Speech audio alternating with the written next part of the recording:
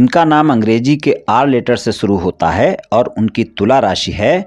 तो ये जो महिलाएं होती हैं बहुत ही शांत स्वभाव की होती हैं, हंसमुख स्वभाव इनका होता है।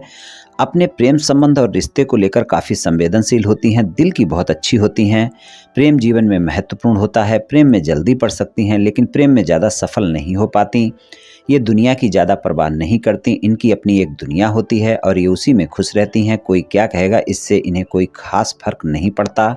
अपमान कभी बर्दाश्त नहीं करती, बहुत जल्दी इनको अपमान की बातें लग जाती हैं, फिर ये बातें कभी भूलती नहीं हैं, ना फिर ये उस बात के लिए अपने साथी को माफ़ कर पाती हैं। अपने परिवार के प्रति समर्पित होती हैं, दूसरे के मन की थाह लेना ये लोग अच्छी तरह से जानती हैं, लेकिन अपने मन की बात छुपा कर रखने वाली होती हैं। इनको महंगी और आकर्षक चीज़ें पसंद होती हैं, सौंदर्य पसंद होता है, चाहे वो प्रकृति का सौंदर्य हो या फिर व्यक्ति का सौंदर्य हो, सौंदर्य पसंद होता है।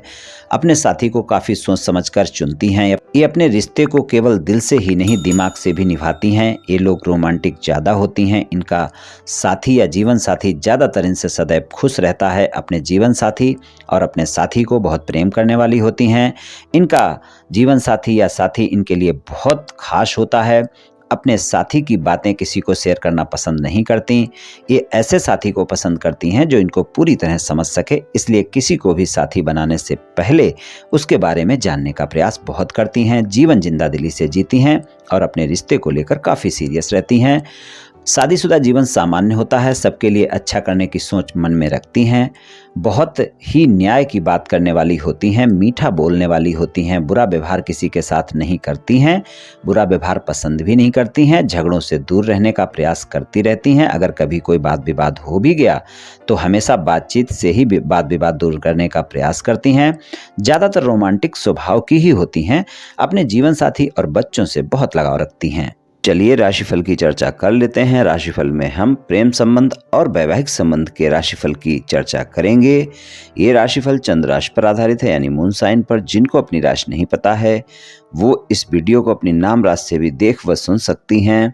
वार्षिक राशिफल में हम मुख्यतः शनि, गुरु, राहु और केतु के गोचर के आधार पर आपको क्या परिणाम मिल सकते हैं वर्ष 2025 में, इसकी चर्चा करेंगे। चलिए जान लेते हैं। तुला राशि वाली महिलाओं के लिए प्रेम संबंध के मामले में मिला जुला वर्ष देखने को मिलेगा।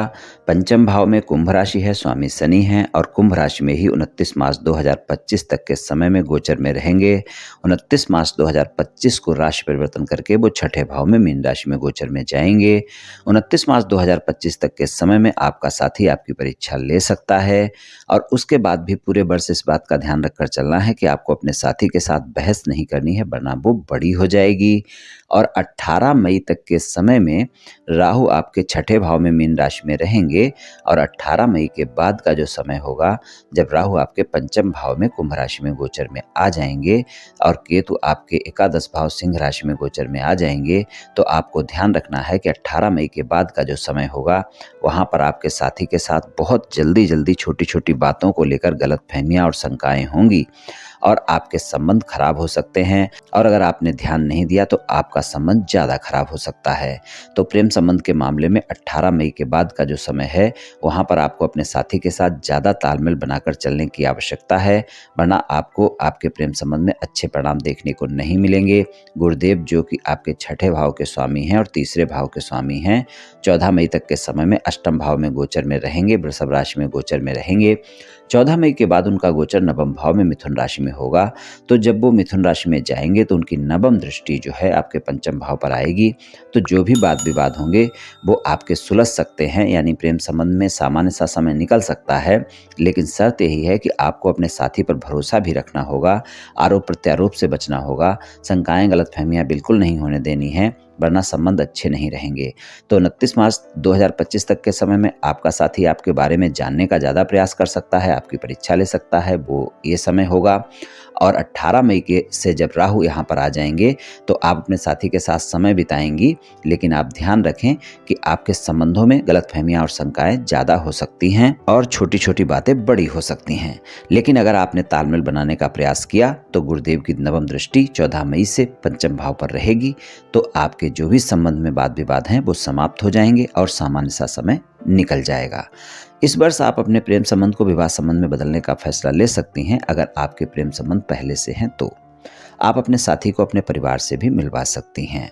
शादीशुदा जीवन की बात करें तो शादीशुदा जीवन में सप्तम भाव में मेष राशि है, स्वामी मंगल है और शादीशुदा जीवन में भी मिला जुला सा समय रहेगा। और अगर आपके शादीशुदा जीवन में किसी भी प्रकार का कोई वाद विवाद चल रहा है, आप उसे समाप्त करना चाहती हैं, तो 14 मई के बाद का समय अच्छा है, वहां पर आप प्रयास कर सकती हैं, आपको सफलता मिल सकती है। शादीशुदा जीवन में मिले जुले ही परिणाम मिलेंगे वर्ष 2025 में। आपके जीवन साथी के स्वास्थ्य में अगर पहले से कोई स्वास्थ्य समस्या चल रही है तो उसका ध्यान रखकर चलना होगा। आपके शादीशुदा जीवन में 15 मई के बाद का समय ज्यादा बेहतर है, इससे पहले आपको सामान्य परिणाम देखने को मिलेंगे। अगर आप अविवाहित हैं, शादी योग्य हैं, जीवन साथी की तलाश में हैं, तो इस वर्ष आपकी ये तलाश पूरी हो सकती है। ये राशिफल सामान्य राशिफल है, ये सभी महिलाओं पर पूर्ण रूप से प्रभावी होगा ऐसा संभव नहीं है, क्योंकि आपकी जन्म कुंडली पर भी बहुत कुछ निर्भर करता है। आप सभी स्वस्थ रहें, आयुष्मान रहें, धनवान रहें, ऐसी मेरी श्री कृष्ण भगवान से प्रार्थना है। जय श्री कृष्ण, जय श्री राधे।